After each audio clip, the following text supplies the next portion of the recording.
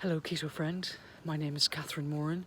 Welcome to my channel where I make videos that help people get great at keto. And if you're great at keto, you're going to keep your blood sugar levels in check and also lose that excess weight and keep it off.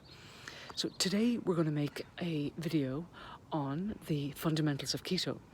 And if you're considering starting the ketogenic diet, it'll be useful for you to know the top reason that beginners fail at keto.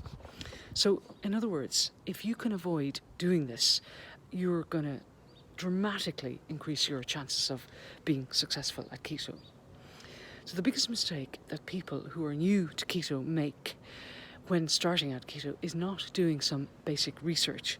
And this is especially important with keto because it's such a counterintuitive approach to diet and nutrition. If you think about it this way, the keto diet is a very low carbohydrate diet, and for most cultures, carbs have been a staple for what seems like forever. High carb foods like bread, potatoes, pasta, rice and corn are what we were reared on. So these are the comfort foods that we habitually eat.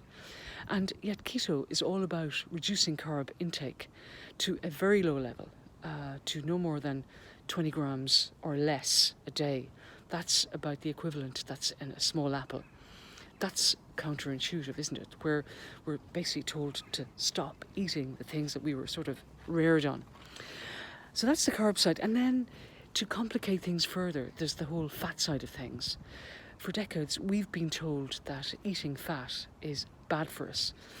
Again, it sounds counterintuitive, but the reality is that eating copious amounts of healthy fats, such as those found in avocados, cheeses, meats and oily fish, is the cornerstone of the ketogenic diet. That and keeping carbs really low and eating adequate amounts of protein.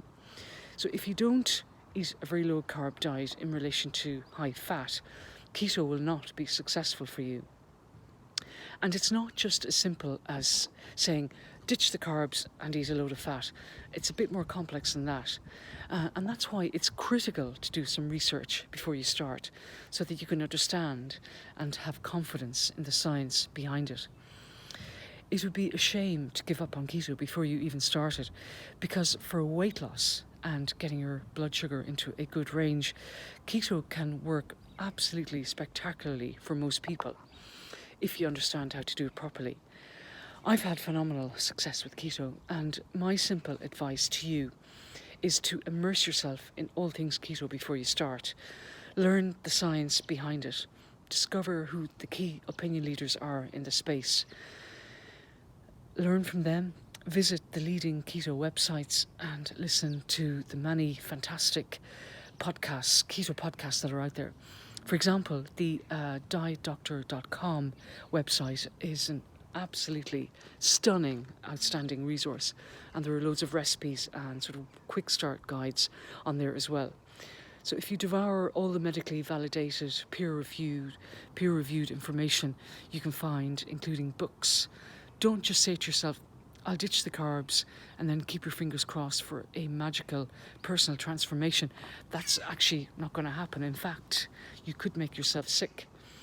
So your research will also help you to take some practical measures when preparing to start keto, such as doing some shopping for naturally low-carb ingredients such as meat, cheese, eggs and avocados, clearing out the high-carb stuff in your kitchen cupboards. Why put temptation in your way when you don't have to? So do the research, be realistic about your weight loss goals and time for those goals to be achieved. Stick with it, and it's always a great idea to have a chat with your doctor or other healthcare provider before starting keto, especially if you have any pre-existing health conditions like type 2 diabetes. I can thoroughly recommend keto.